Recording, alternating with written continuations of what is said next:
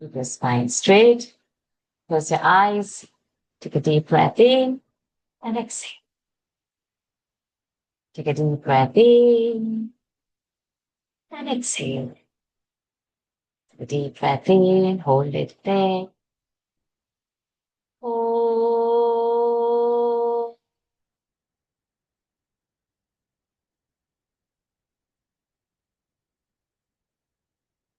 Oh.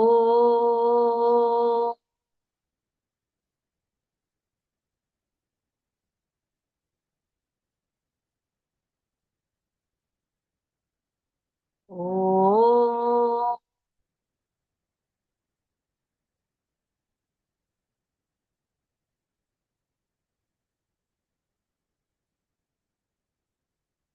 ॐ श्री गणेशाय नमः। ॐ श्री सरस्वत्यै नमः। ॐ श्री गुरुभ्यो नमः।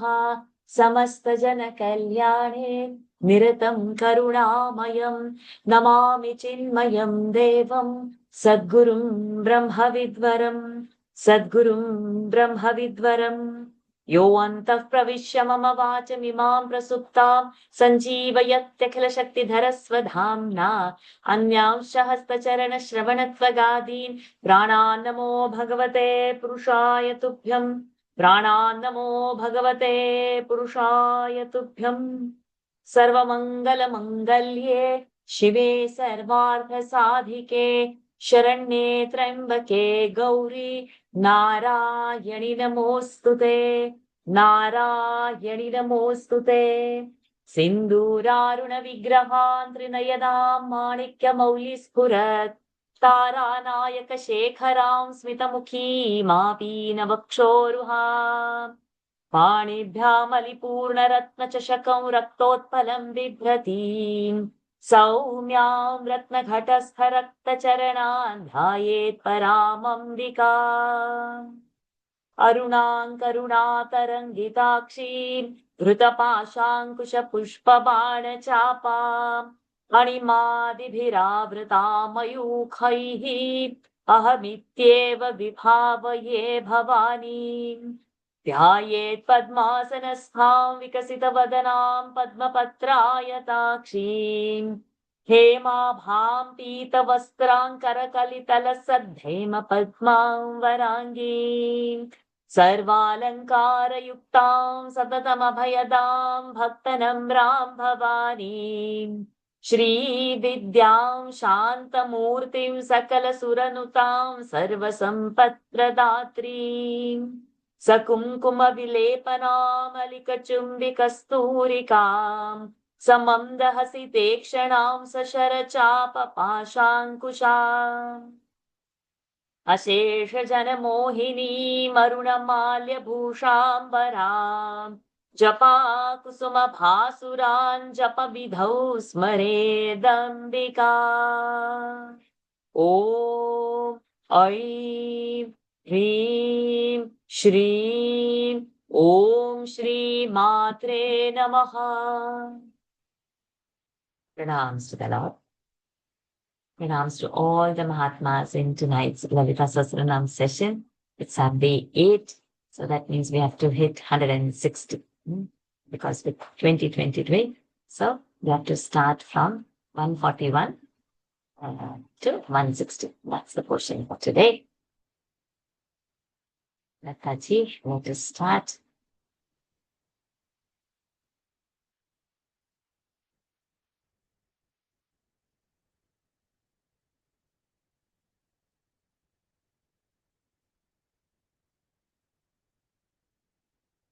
चित्कलानन्दकलिका प्रेमरूपा प्रियङ्करी चित्कलानन्दकलिका प्रेमरूपा प्रियङ्करी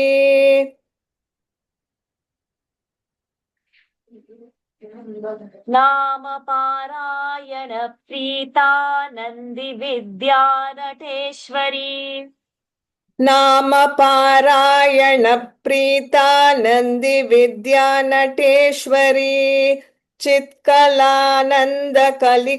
प्रेमरूपा प्रियङ्करी नाम पारायण प्रीता नंदी विद्या Nateshwari.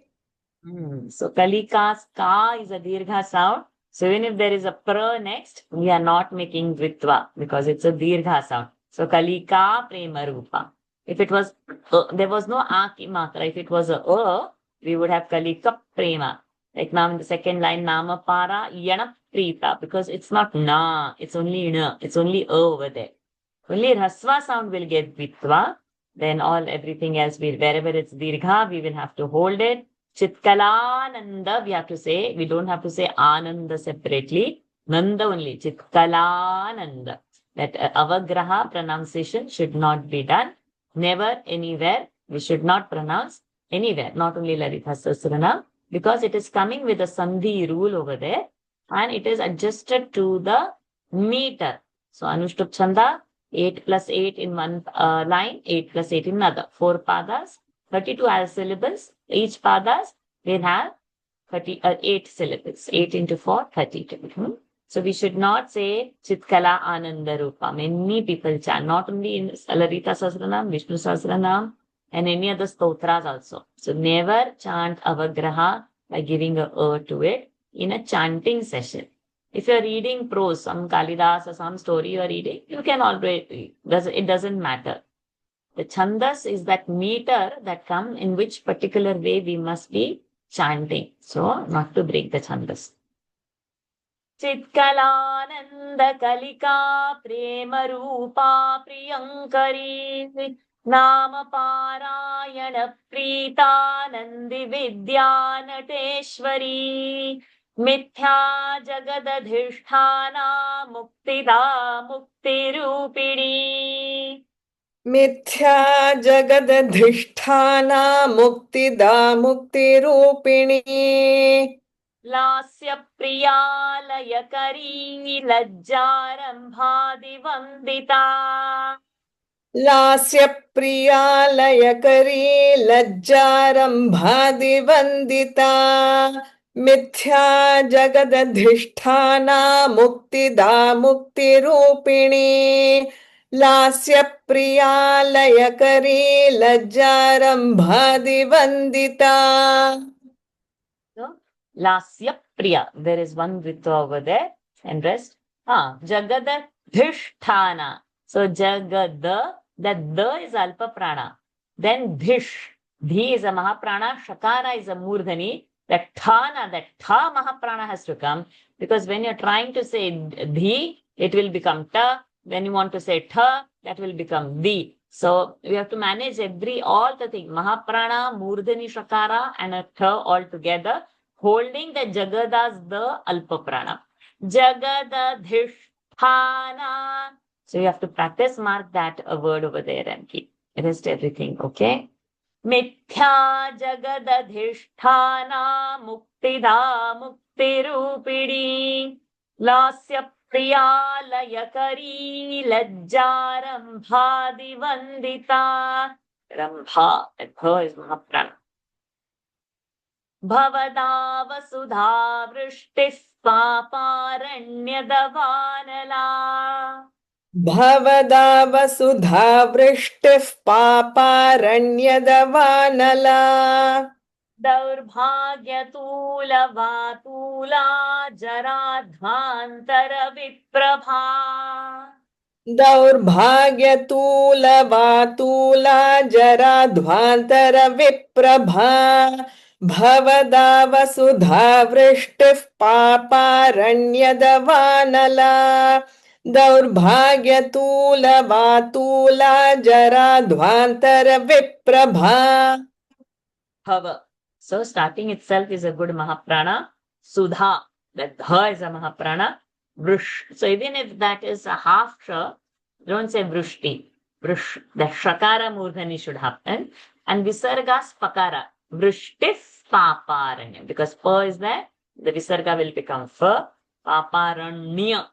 Don't say paparanya. Ranya. Tongue should touch to get the anakara sound. Touch the roof of the palate. Daurbhagya, that bha is a Mahaprana. Daurbhagya, tula, tu is dirgha. Then vatula, that tu is also dirgha. Jaradhvanta, the Dhva is a Mahaprana. Ravit-prabha, that Vip-prabha is a Vitva. Ravit, so Vip-prabha. Vip, one extra half sound is there in V. Ravit-prabha.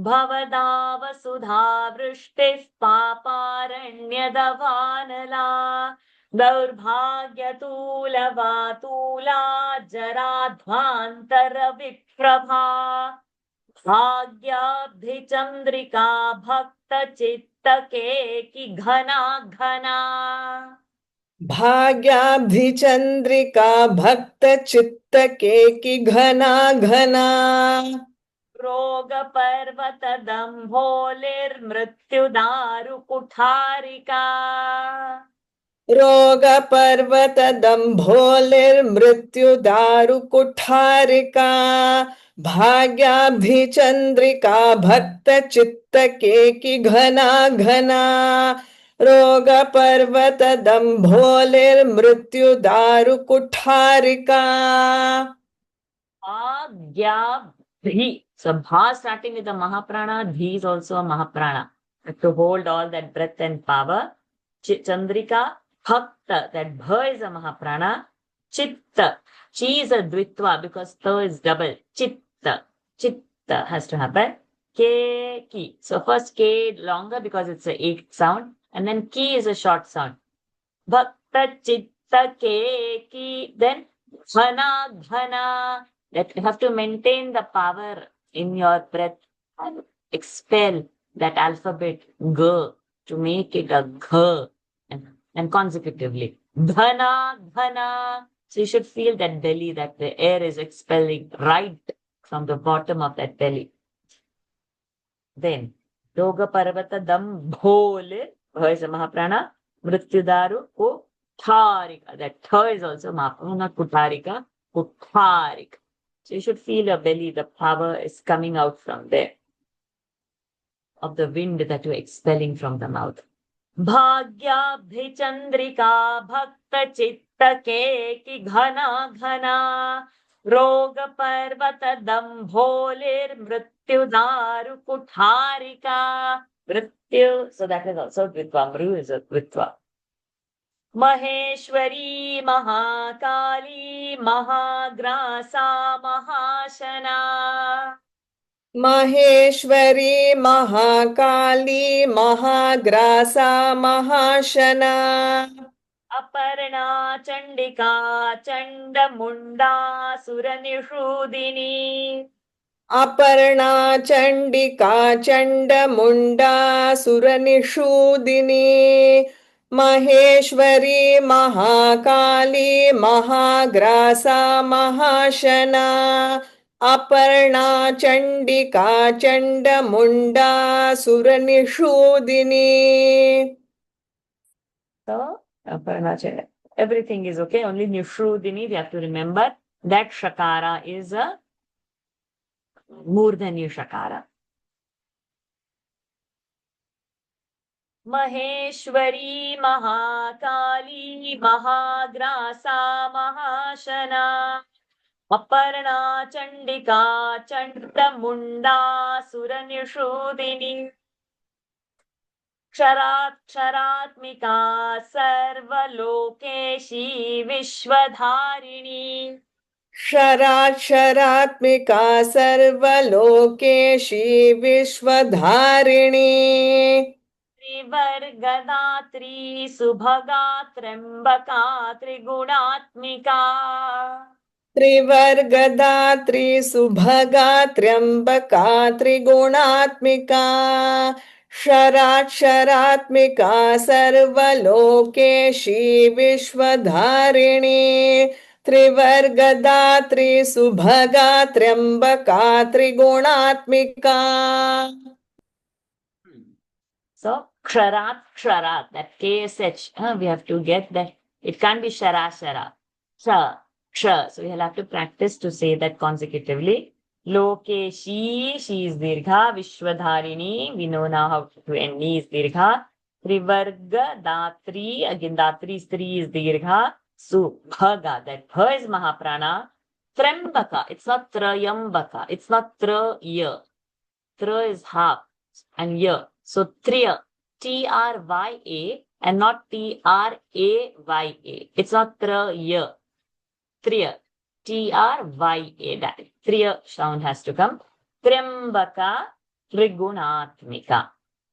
क्षरात्मिका सर्वलोकेशी विश्वधारिणी त्रिवर्गदात्री सुभगा त्र्यंबका त्रिगुणात्मिका स्वर्गापवर्गदा शुद्धा जपा पुष्पनिभा कृतिः स्वर्गापवर्गदा शुद्धा जपा पुष्पनिभाकृतिः ओजोवती द्युतिधरा यज्ञरूपा प्रियव्रता ओजोवती द्युतिधरा यज्ञरूपा प्रियव्रता स्वर्गापवर्गदा शुद्धा जपा पुष्पनिभाकृतिः ओजोवती द्युतिधरा यज्ञरूपा Priyabrata. Shuddha, over there we have to hold the Mahaprana Shuddha and not Shuddha. Shuddha, Mahaprana. Japa, Pushpa. Shakara is Murdhani, Nibha. That bha we have to expel very nicely to get Mahaprana. Kritihi, ended short. It's not a Dirgha ending. Then, Ojovati, Dyuti. The Dyuti and not Dhyuti. Dyuti, Dhara. There comes the Dhara. Yajna Rupa. So here will be like a Dvitva. Yajna. Here will have a pressure because Nya is a conjunct. Rupa's Ru is always Dirgha. Priyavrata. Yavrata. Yav. So here will have a stress and one half verse sound is there. So it is Dvitva, that double sound. Priyavrata. Priyavrata has to happen. स्वर्गापवर्गदा शुद्धा जपा पुष्पनिभा कृतिः ओजोवती द्युतिधरा यज्ञरूपा प्रियव्रता दुराराध्या दुराधर्षा पाटली कुसुमप्रिया दुराराध्या दुराधर्षा पाटली कुसुमप्रिया महती मेरुनिलया मंदार कुसुमप्रिया महती मेरुनिलया मंदार कुसुमप्रिया दुराराध्या दुराधर्षा पाटली कुसुमप्रिया महती मेरुनिलया Mandar कुसुमप्रिया. Radhya, the third is a Mahaprana. Dura, Harsha, the Mahaprana. Sha is a Murdhani Shakara. Patali, Dirgha, Kusu, Mapriya. That Mapriya should happen, which is with, it's not Kusuma Priya. It's not Kusuma Priya. Kusuma Priya. Ma should get a stress. And also Vitva. Then Mahati, is Dirgha, Meru Nilaya, as usual. Mamdara again. Kusu, Priya, not ma priya, ma priya. Duraradhya duradharsha patali kusuma priya. Mahati meru nilaya mamtar kusuma priya. Viraradhya viradrupa viraja vishwato mukhi. वीराराध्या विराट्रूपा विरजा विश्वतोमुखी प्रत्यग्रूपा पराकाशा प्राणदा प्राणरूपिणी प्रत्यग्रूपा पराकाशा प्राणदा प्राणरूपिणी वीराराध्या विराट्रूपा विरजा विश्वतोमुखी प्रत्यग्रूपा पराकाशा प्राणदा प्राणरूपिणी. In Veeraradhya, we have to stress the V, Dirgha. Veera. But when Virat Rupa, we have to go to Ra fast. Vira. So, Vira. But Veera. So, and Vira. difference. Huh? V is dirgha in the first word. Veera. And second, Vira. Short sound. So Veera Radhya. The dha is a Mahaprana. Your sound has to be in Radhya. Viradrupa, Viradrupa. So you have to come and pause on Ra. Viradrupa. And over there you're pausing on V. Veera. And over here, Vira. Vira and Veera. Single and double matra. Okay. Viraja, again short V. Vishwatomukhi, V is short, but he is long. Pratyagrupa. So pra will have a pressure, tya will have a pressure. Pratyagrupa. Parakasha, Pranada, Nana is Murdhani, Pranarupini. All those Nanakaras are Murdhani and Akaras. Veeraradhya Viradrupa Viraja Vishwatomukhi Pratyagrupa Parakasha Pranada Pranarupini Martanda Bhairavaradhya Mantrini Nyastarajadhu मार्ताण्ड भैरवाराध्या मन्त्रिणी न्यस्तराज्यधूः Say again, I think my internet's paused. मार्ताण्ड भैरवाराध्या मन्त्रिणी न्यस्तराज्यधूः. So I thought I didn't hear the dhu, but I got it. Tripureshi Jayatsena Nistraygunya Parapara. त्रिपुरेशी Jayatsena निस्त्रैगुण्या परापरा मार्ताण्ड भैरवाराध्या मन्त्रिणी न्यस्तराज्यधूः. त्रिपुरेशी Jayatsena निस्त्रैगुण्या परापरा. Martand. N and D. Both are the Murdhani sounds. Martand. Tand.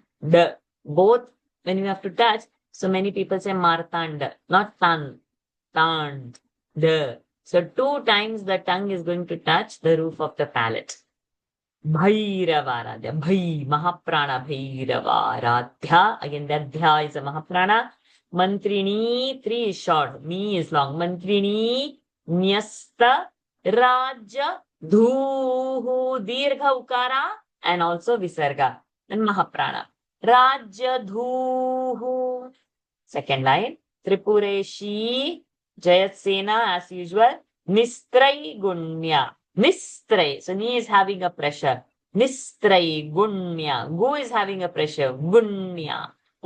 Parapara.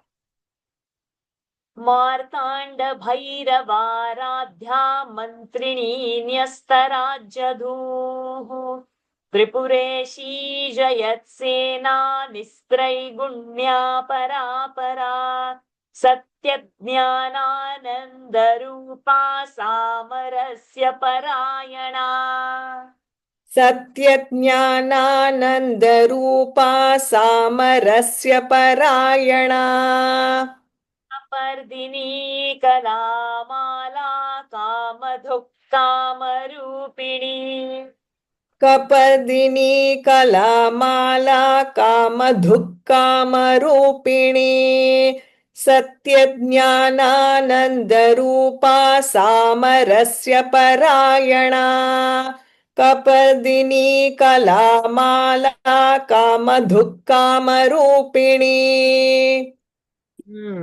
So, Satya. Sa is a Dvitva. Satya Jnana. Tya is a Dvitva. Because Tya is a conjunct, so got pressure. Nya is a conjunct, Tya will get pressure. Satya Jnana. So, if you will do that with pressure, the chanting sounds also nice, powerful, and technically you are chanting it right. Satya Jnana. So, it should happen that way. Rupa, Ru is Dirgha. Samarasya. Ra is a pressure. Samarasya. Parayana. Ana is a Murdhani. Kapardini, Dirgha. Kalamala. Kamadhuk. Dha is a Mahaprana. And we know how to say the Rupini. Kama Rupini. सत्यज्ञानानन्दरूपा सामरस्य परायणा कपर्दिनी कलामाला कामधुक् कामरूपिणी Kalanidhi. So visarga, lift it and drop it down. Kalanidhi kavya kala rasajna rasashevadhihi. Kalanidhi काव्यकला रसज्ञा रसशेवधिः Pushta पुरातना पूज्या पुष्कला पुष्करेक्षणा Pushta पुरातना पूज्या पुष्करा पुष्करेक्षणा Kalanidhi काव्यकला रसज्ञा रसशेवधिः Pushta पुरातना पूज्या पुष्करा पुष्करेक्षणा Kala nidhi. Dhi is short, dhi is mahaprana, and the visarga is lifted and dropped. Kala nidhi. Nidhi. So you lift and drop it over there. You don't say nidhihi or anything else. Nidhi. Kavya kala ra sadnya. Sa will have a dvitva sound. Rasa sheva dhihi. Cut off that chanting over there. That's crisp ending. Rasva ending. Rasashevadhihi and not rasashevadhihi. Not to fit the tune. Fit the pronunciation. Rasashevadhihi. Cut it. Then pushta. See all these technical things. It should be correct. If it's chanted correctly, it will sound very nice. All the shakaras. Pushta. Puratana. Pujya. Pu is dirgha. Pushkara. Pushkarekshana. See?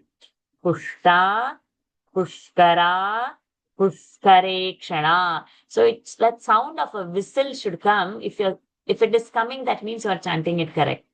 Anything else will sound Pushpa, Pushkarekshana. So it's not Shakar. Push. The whistle kind of a thing should come. Kalanidhi kavya kala rasajna rasashevadhihi Pushta पुरातना पूज्या पुष्करा पुष्करेक्षणा परञ्ज्योतिः परन्धाम परमाणुः परात्परा परञ्ज्योतिः परन्धाम परमाणुः परात्परा पाशहस्ता पाशहन्त्री परमन्त्रविभेदिनी पाशहस्ता पाशहन्त्री परमन्त्रविभेदिनी परञ्ज्योतिः परन्धाम परमाणुः परात्परा पाशहस्ता पाशहन्त्री परमन्त्रविभेदिनी Paranjyoti. Paranjyoti, J is there, so Anuswara will become Nyakara. Jyotif, Jyotif. Not Jo, not Jo, not J-O, Jo. J-Y-O, Jyo. Jyoti, Jyo. J-Y-O sound should come and not Jo, not J-O sound. One Y, one Yakara has to come in a pronunciation. So mark that and come. Because in chanting, many times it comes like Jyoti. Okay? So it's not Jyoti. Jyoti. Jyo. Yo sound has to happen. Jyotif. T short. Visarga spakara. Parandhama. So many people will not say Parandhama. Ma is full. Ma is not halanta. So people will say Parandham. No, it's not Parandham. Parandhama. Anuswara will become Nakara because Dha is in Ta Varga. Ta, Tha, Da, Dha, Na. So it will be Parandhama and not Paramdham. Okay, so that's a common mistake. People stop early only, giving it a halanta sound, but Ma is full. Then Paramanu Paratpara. Nu, Murdhaninu, Hasva sound, Visargas, Pakara. Paramanu Paratra. Then second line is straight.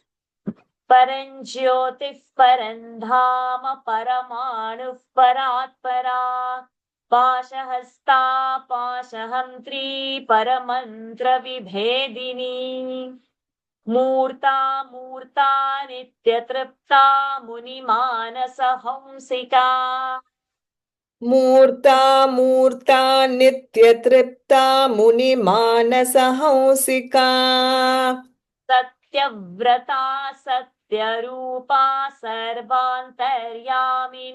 Sati सत्यव्रता Satyarupa सर्वान्तर्यामिनी Sati मूर्ता मूर्ता नित्यतृप्ता मुनिमानसहंसिका सत्यव्रता Satyarupa सर्वान्तर्यामिनी Sati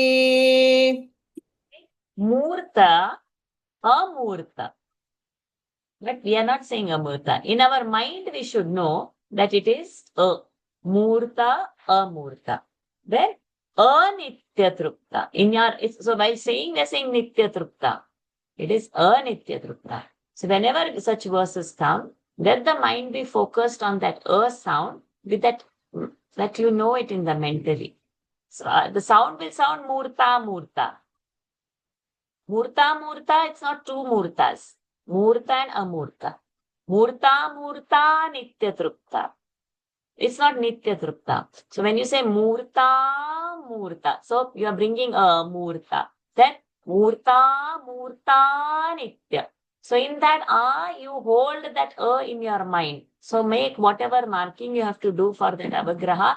That in your mind you are saying that when you are dragging that murta, murta. So I'm saying it in my mind that it is a murta. Murta, murta, nitya. So I'm saying in my mind it is anitya. So this awareness have to be there because the meaning will otherwise be opposite. It's not nitya trupta, anitya trupta. Munimanasa hamsika. So not hamsika or hansika, hamsika. Satyavrata. Sa has a pressure, tya has a pressure. Satyavrata, Satyarupa, no pressure anywhere. Sarvantaryamini sati. Murta, murta, nityatripta, munimanasa hamsika. Satyavrata, Satyarupa, sarvantaryamini sati. Brahmani, ब्रह्मजननी बहुरूपा बुधार्चिता ब्रह्माणि ब्रह्मजननी बहुरूपा बुधार्चिता प्रसवित्री प्रचण्डाज्ञा प्रतिष्ठा प्रकटाकृतिः प्रसवित्री प्रचण्डाज्ञा प्रतिष्ठा प्रकटाकृतिः ब्रह्माणि ब्रह्मजननी बहुरूपा बुधार्चिता प्रसवित्री प्रचण्डाज्ञा प्रतिष्ठा प्रकटाकृतिः ब्रह्माणि हाणि सो ब्रह्माणि दीर्घाणि मूर्धनि ब्रह्मजननी so first is ani, second is ni. Brahmani janani, both knees are different. Bahurupa dirgharu budharchita, that dha is a mahaprana. Budharchita. Prasavitri, the house one butterfly is flying. Prasavitri, prachandadnya, prachandadnya. Prachan, not prachan, prachan. So in that half also the tongue should touch quickly the roof of the palate and come. Prachandadnya, pratishtha, pratishtha, sh and the tha has to come. Prakata, see, pratishtha tha is a mahaprana. Prakata ta is alpha. So you can't say prakatha over here. Prakata kritihi. ब्रह्माणि ब्रह्मजननी बहुरूपा बुधार्चिता प्रसवित्री प्रचण्डाज्ञा प्रतिष्ठा प्रकटाकृतिः कृतिः not कृतिः not to drag the tune प्राणेश्वरी प्राणदात्री पंचाशत् पीठरूपिणी प्राणेश्वरी प्राणदात्री पञ्चाशत्पीठरूपिणी विशृङ्खला विविक्तस्था वीरमाता वियत्प्रसूः विशृङ्खला विविक्तस्था वीरमाता वियत्प्रसूः प्राणेश्वरी प्राणदात्री पञ्चाशत्पीठरूपिणी विशृङ्खला विविक्तस्था वीरमाता वियत्प्रसूः. Very good. Praneshwari, not Praneshwari. See, Prane, many people say Praneshwari. Praneshwari, Ane. Tongue is touching to the roof of the tongue. Pranadatri, not Pranadatri. Prana, should happen.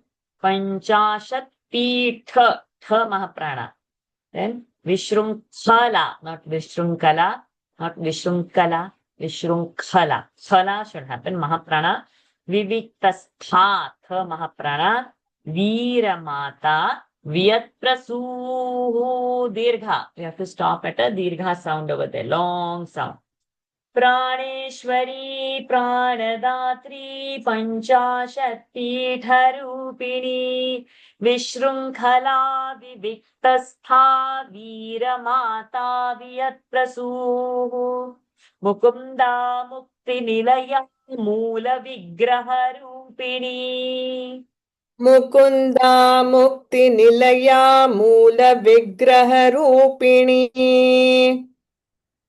भावज्ञा भवरोगघ्नी भवचक्रप्रवर्तिनी भावज्ञा भवरोगघ्नी भवचक्रप्रवर्तिनी Mukunda मुक्तिनिलया मूलविग्रहरूपिणी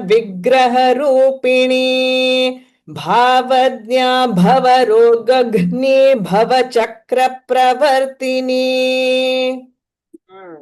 Mukunda, usual, Mukti Nilaya, normal, Moola Vigraha, Moola is Dirgha, Rupini Vino, Bhavadnya, Va is a Dvitva, Bhavaro, see over here, Bhavaro Gaghni, Ro Ga, Ga is Alpa Prana, Ghni is Gha is a Mahaprana. So Bhavaro Gaghni, Gagh has that. You cannot interchange, you can't say Bhavaro Gaghni. It's not Gni, it's Gni. Gha sound, Mahaprana sound has to happen over there. Bhava Chakra Pravartini. The Kra will be a Dvitva for Pra. Chakra is our permanent. We know now that it is Cha will always have a pressure. Chakra. But over here, Chakra Pravartini. Mukunda Mukti Nilaya Moola Vigraha Rupini.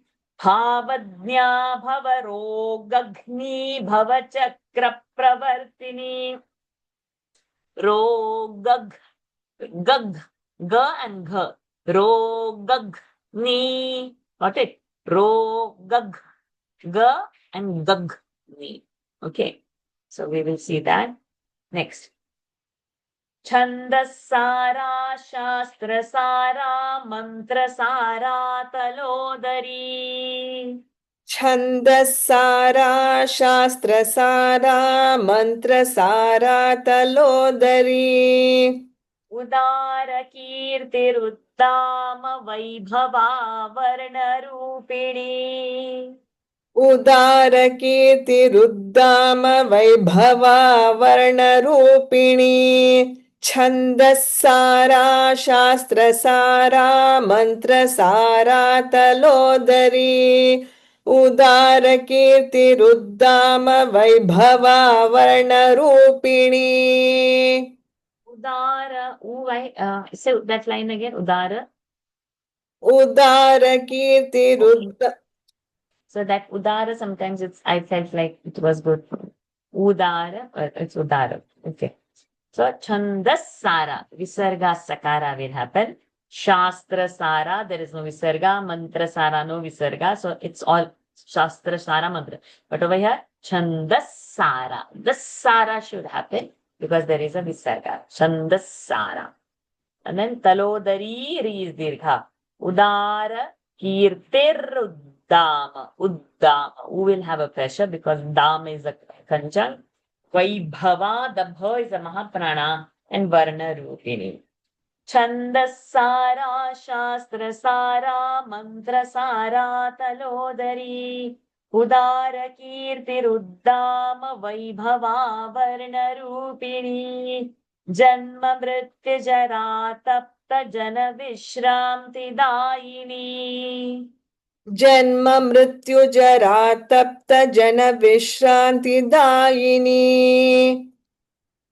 सर्वोपनिषदुद्घुष्टा शान्त्यतीत कलात्मिका सर्वोपनिषदुद्घुष्टा शान्त्यतीत कलात्मिका जन्म मृत्यु जरा तप्त जन विश्रांति दायिनी सर्वोपनिषदुद्घुष्टा शान्त्यतीत कलात्मिका. Good. Janma mrityu jara tapta normal. Jana vishranti dayini, everything is normal. Over here now. Sarvopa nisha. Shakara is a murdhani shakara. Nisha dud. Dud. Dud. Du is alpa prana and also ukara we have to get. Dud. Ghushta. Kha is a mahaprana. Shakara is there, murdhani, and ta is alpa prana. Sarvopa nishadudghushta. Sarvopanishad udghushta. Sarvopanishad udghushta has become with the sandhi. Nishat ta has become the, and then udghushta has gone and joined u to the the. So dudghushta. Sarvopanishadudghushta. Okay. Sarvopanishadudghushta. So you need mark this. We'll have to practice very nicely this. Shantyatita tiza dirgha kalatmika. ഒരു 5 minute wait ചെയ്യാം class ചെയ്യുന്ന ശേഷം പക്ഷെ നോക്ക് ദർശനം जन्म मृत्यु जरा तप्त जन विश्रांति दायिनी सर्वोपनिषदुद्घुष्टा शान्त्यतीत कलात्मिका. That ghushta's dha has to come, that mahaprana. Shra also murdhani has to come. And then you have to make those sandhis nicely. Sarvopanishadudghushta. So du and half the. Dud. Ghu. And with that ghu, the sha. Sarvopanishadudghushta. Ta is alpa prana. Okay. Sarvopanishadudghushta. So we'll need to mark this. Very nice it is.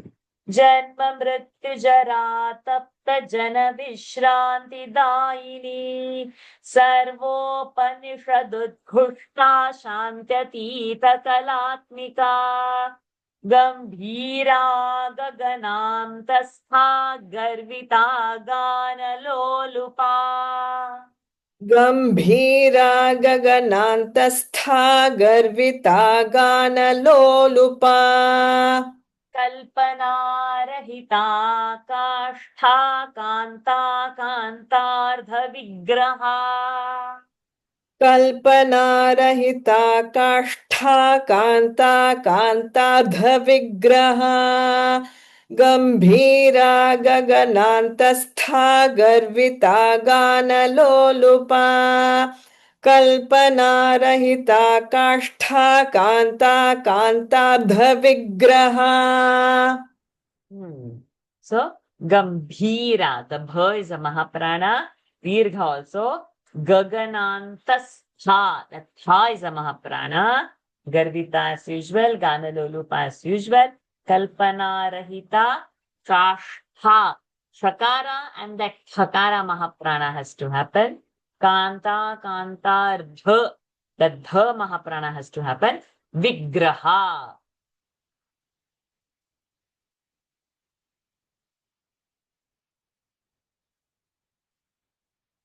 Class ended if you cover it. No? Okay. गंभीरा गगनान्तस्था गर्विता गान लोलुपा कल्पना रहिता काष्ठा हा महाप्राणा Kanta कांतार्ध विग्रहा V is द्वित्वा गंभीरा गगनान्तस्था गर्विता गानलोलुपा कल्पना रहिता काष्ठा Kanta कांतार्ध विग्रहा. Okay, so Kripa, we have sailed through this. We have some more time left. Anybody has anything to ask, to doubt, or want to chant and show? And especially that 159 Sarvopanishad Udghushta. So anybody wants to chant, let me know. Thank you, Lata ji, for making it so easy for everyone and so melodious.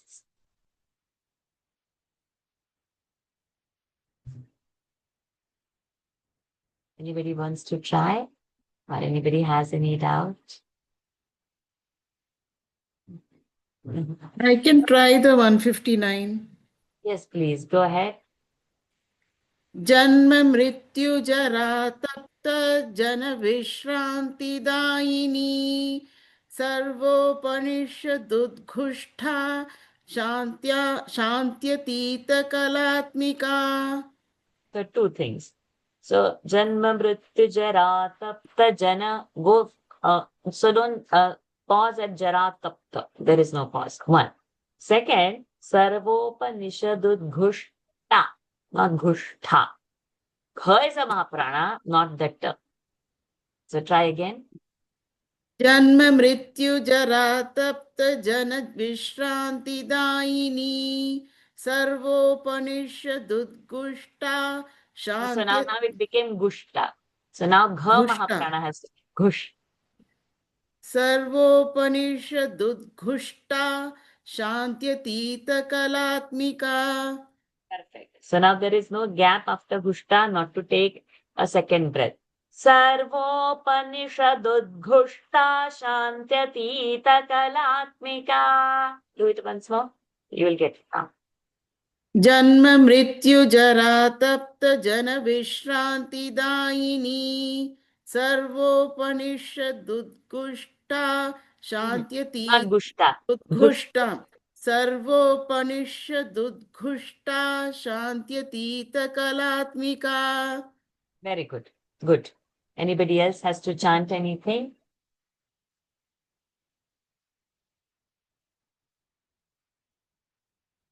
No? Scared to chant? We'll practice and send in WhatsApp. Good. So then tomorrow now is our 9th day. Okay. So tomorrow we will be finishing extra verses also. But because this time Navratri is not of 9 days, 10 days, we have an extra day. So if we don't want to rush tomorrow and spend extra time, we can spill it over the next day also. And then on Dashami day, we can do the full chanting. Yes, ma'am. So- Next day will be fine.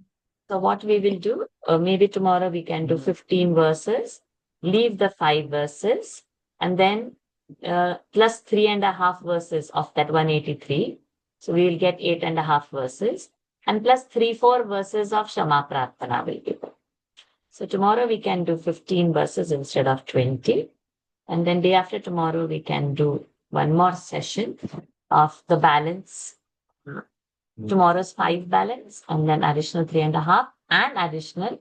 So I'll share that also in the group. But I think in the group, when I've shared the English and the Devanagari text, it is there. The Shama Prarthana is there into it. So we'll divide that. So this time it's going to be a little different. So we'll have 11 sessions instead of 10 sessions. So normally the 10th session is a full Lalita Sahasranam chanting. So this time it will be on the 11th day. Okay. So let's end today's session and meet tomorrow again. Om Purnamadah Purnamidam Purnat Purnamudachyate Purnasya Purnamadaya Purnamevavashishyate. Om Shanti Shanti Shanti Harihi Om श्रीगुरुभ्यो नमः हरिः ओम् श्रीदुर्गार्पणमस्तु Hari Om everyone. Thank you for joining. Hari Om. हरिओम Varsha ji, thank you. Hari Om, Thank you so Guruji. much. Thank Thank you you. so much. Thank Thank you. you. Thank you so much. Thank you. Oh, that's so nice. Hari Om. Hari Om. Hari Om. Hari Om, Varsha ji. Hari Om. Thank you.